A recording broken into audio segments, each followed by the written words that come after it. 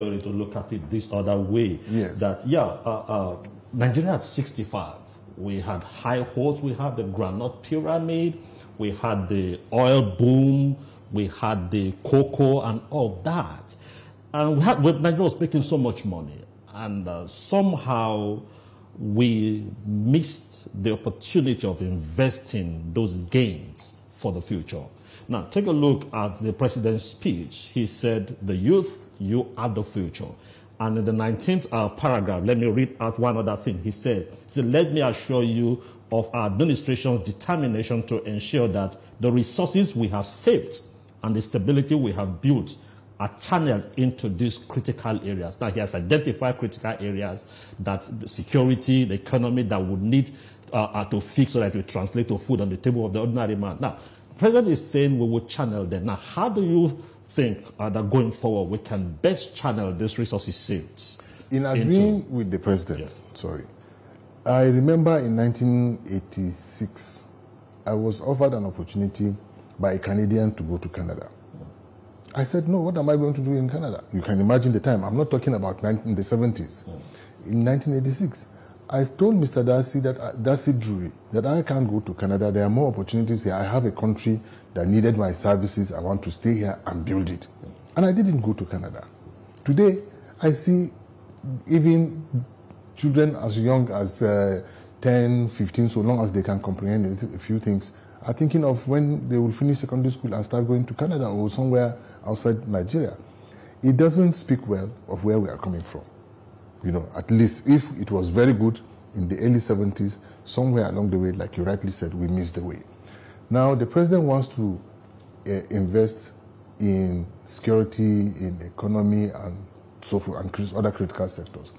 You see, the way we practice our agriculture, it is not meant to supply the food we need on the table. Now, I understand that this government had encouraged farmers to go to farm. They did. And suddenly there is a mass importation of food because they couldn't cope with the production of food, enough food. So they had to bring more, to bring down not just the prices, but to ensure that there is enough to go on the table. Now, what are the critical things that made it difficult for agriculture to thrive within the last 2-3 years? There was rain. There were farm inputs. So what we are doing, we are not subsidizing farm inputs. We need to subsidize our agriculture, whatever it is. It is done all over the world. The surplus, and don't forget, in our planning for our agriculture, we are planning for West Africa. Nigeria is 50% of West Africa. So whatever we do, we must plan for that. Otherwise, if it falls, it fails to achieve the purpose in neighboring countries, it will affect Nigeria badly, and vice versa. So we need to, investing in our agriculture, we need to also invest in technology. This is where the youths of Nigeria are thriving once they get out of this country. So why can't we do something to harness that capacity, that potential, and turn Nigeria into a hub, a global hub? And we must not also follow the trend of globalization, because these globalists we have lost our way within it.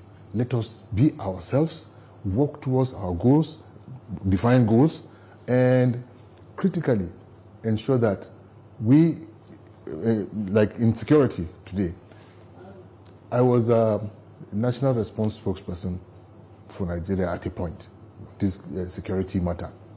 Now, if at that time we had experimented, we have even been approached with solutions, I wonder why by today we are still not implementing the solutions that we need.